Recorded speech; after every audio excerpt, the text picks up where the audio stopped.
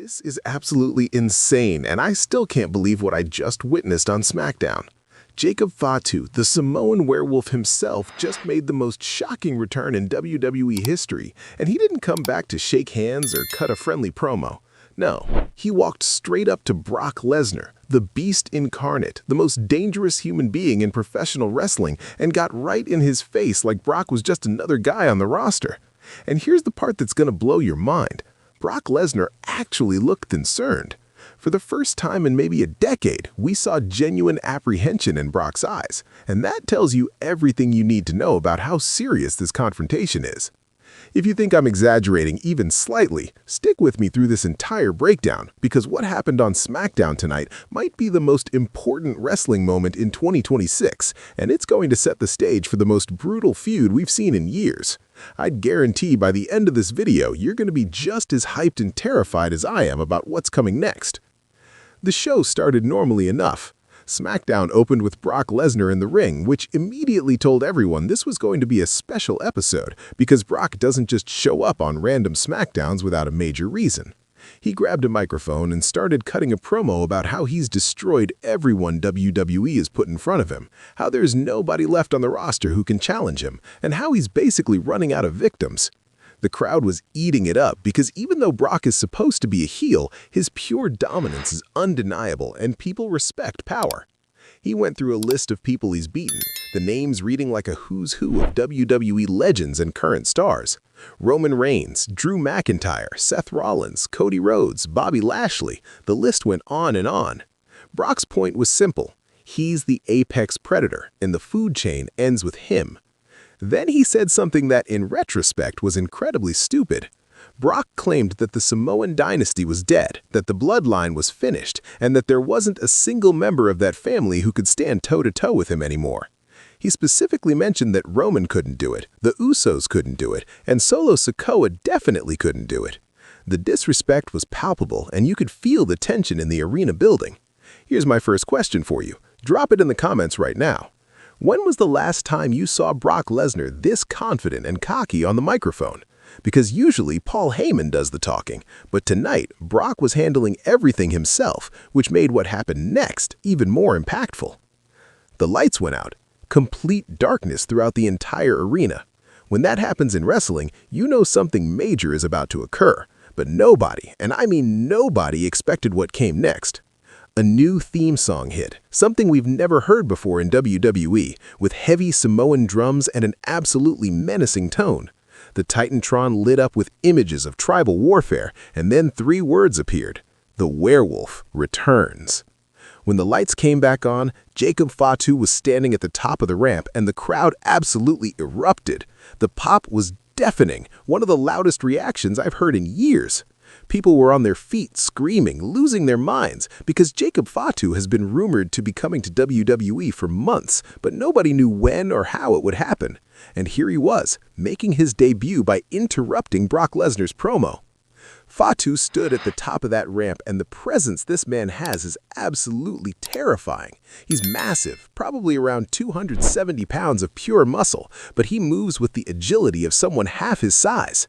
He was wearing traditional Samoan attire mixed with modern gear, and he had this look in his eyes that can only be described as controlled fury. He wasn't smiling, he wasn't playing to the crowd, he was locked in on Brock Lesnar like a predator who just found his prey.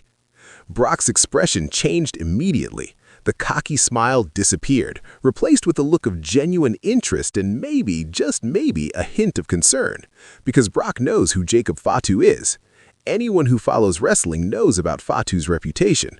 This is a man who's been tearing through independent promotions and other companies for years, a legitimate tough guy with a mean streak a mile wide and skills that match his intensity.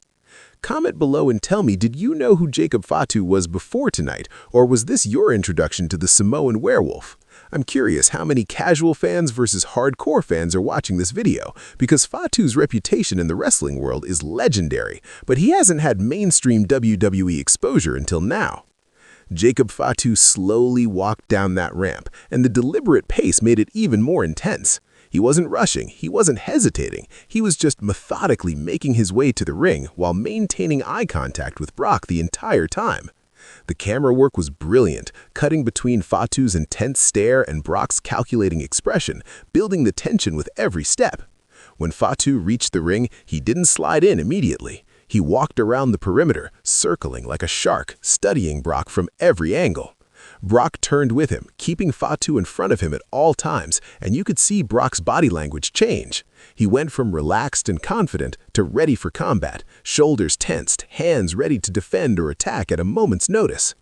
Finally, Jacob Fatu climbed the steel steps and entered the ring. The two men stood face to face in the center of the ring, and the size comparison was striking. Both are massive human beings, but they have different builds and different energies. Brock is the farm-strong, American wrestling background, explosive power type. Fatu is the street-tough, athletic, controlled chaos type. The contrast made for incredible visual storytelling. For what felt like an eternity but was probably only 30 seconds, they just stared at each other. The crowd was going absolutely crazy, even though nothing physical had happened yet. That's the power of presence and star power.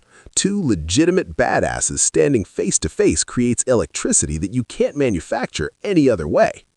Then Jacob Fatu did something nobody expected. He grabbed the microphone from Brock's hand, just snatched it away with zero hesitation. Brock looked momentarily surprised, which is rare because Brock is usually the one doing unexpected things to other people. Fatu brought the mic to his lips and spoke his first words in WWE. Brock Lesnar, the Beast Incarnate, the Conqueror, the Destroyer. All these titles, all this respect, all this fear you command. But you made one critical mistake tonight. You disrespected my family. You disrespected the bloodline. You disrespected the Samoan legacy. And now you're going to find out what happens when you disrespect a werewolf. The delivery was perfect. Fatu's voice was deep, controlled, and dripping with menace. He didn't yell. He didn't need to. The quiet intensity was more threatening than any screaming could have been. The crowd was hanging on every word, and you could tell this promo was resonating because the reaction was a mixture of excitement and genuine concern for what might happen next. Here's a trivia question for the hardcore fans. How many members of the Anoa'i family have been WWE champions throughout history? Drop your answer in the comments because understanding the legacy Jacob Fatu is representing makes this confrontation even more significant. Brock Lesnar, to his credit, didn't back down. He got right in Fatu's face and started talking trash, though he didn't have a microphone so we couldn't hear exactly what he was saying. The lip readers in the crowd and on social media are probably going crazy trying to figure out what Brock was saying, but the body language told the story clearly enough. Brock was not intimidated and was not going to let this newcomer show him up on his show. The tension kept building, and just when it looked like they were about to throw hands, the entire bloodline rushed the ring. Solo Sikoa, Tonga Tonga, Tongaloa, they all came from the back and surrounded the ring, backing up Jacob Fatu. The message was clear. Fatu wasn't alone. He had the full support of the Samoan dynasty behind him. But here's where it got really interesting. Brock Lesnar didn't look scared or concerned about the numbers. He actually started laughing, which is somehow more terrifying than if he'd looked worried. Brock backed up to the corner, motioning for all of them to come at him at once, welcoming the fight. The absolute fearlessness was incredible to watch, even if it was completely insane. Before the brawl could start, WWE officials and referees flooded the ring, desperately trying to keep the two sides separated. It took probably 20 people to create a barrier between Brock Lesnar on one side and the bloodline with Jacob Fatu on the other. The officials were literally pushing against both sides, and you could see the strain on their faces trying to prevent what could have been complete chaos.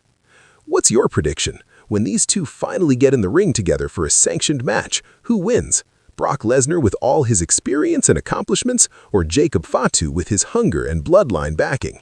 Drop your honest prediction in the comments right now, because this is going to be the debate that divides the wrestling community. Nick Aldis, the SmackDown general manager, came out during this chaos and grabbed a microphone. He announced that he was not going to let this situation devolve into a brawl that could result in injuries and lawsuits. Instead, he was booking Jacob Fatu versus Brock Lesnar for next week's SmackDown in a standard one-on-one match to settle this confrontation properly. The crowd lost their minds at the announcement. But then, all this added a stipulation that made things even more intense. He said that the Bloodline would be banned from ringside during the match, and if they interfered in any way, Jacob Fatu would be immediately fired from WWE. The stakes were raised dramatically with that announcement, because it meant that Fatu would have to face Brock alone without his family's backup. Jacob Fatu grabbed the microphone again and said, "I don't need anyone's help to destroy Brock Lesnar. This is personal, this is family, and I'm gonna handle it myself." Next week, the Beast gets put down by the Werewolf. The delivery was perfect. The confidence was staggering, especially for someone making their WWE debut against arguably the most dangerous opponent possible. The segment ended with Fatu and Brock having one final stare down as officials kept them separated, and the intensity was off the charts. The camera zoomed in on both their faces, showing the determination and barely controlled violence in their expressions. It was the perfect ending to create maximum anticipation for next week's match. Comment below with your rating of this segment. On a scale of 1 to 10, how well